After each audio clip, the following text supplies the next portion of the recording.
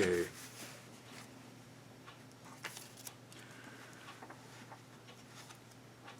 I'm not recording this on the microphone right now. Normally that's where I'm recording it.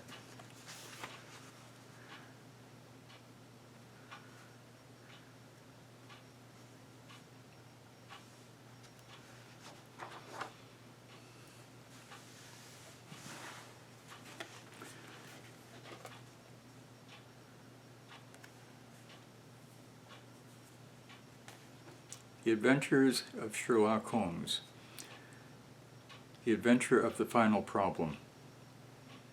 It was with a heavy heart that I take up my pen to write these, the last words in which I shall ever record the singular gifts by which my friend Sherlock Holmes was distinguished.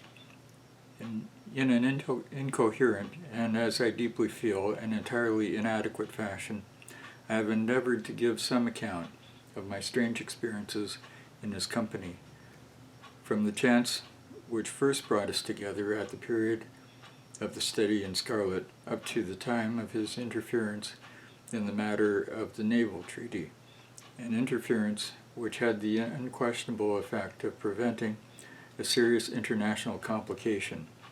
It was my intention to have stopped there and to have said nothing of that event which has created a void in my life, which the lapse of 2 years has done little to fill.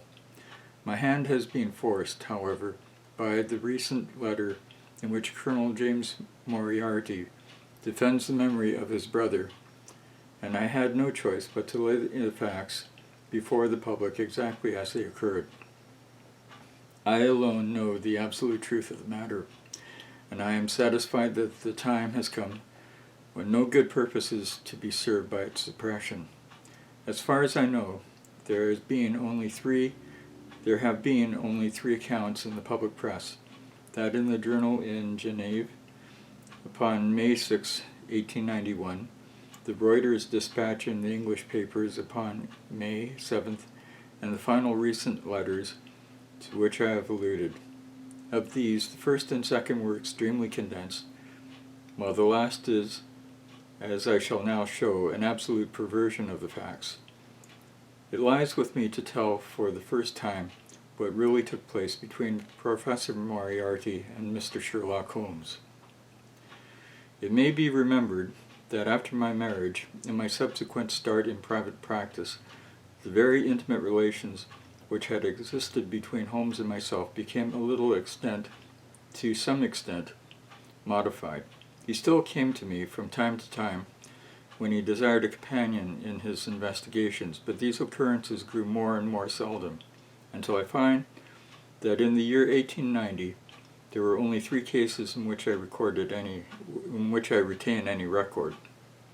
During the winter of that year and the early spring of 1891, I saw in the papers that he had been engaged by the French government upon a matter of supreme importance, and I received 2 notes from Holmes, dated from Narbonne, from Nimes, from which I gather that his stay in France was likely to be a long one.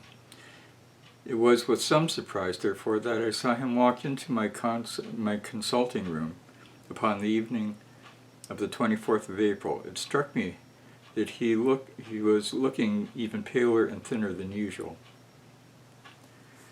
And that's where I'll stop.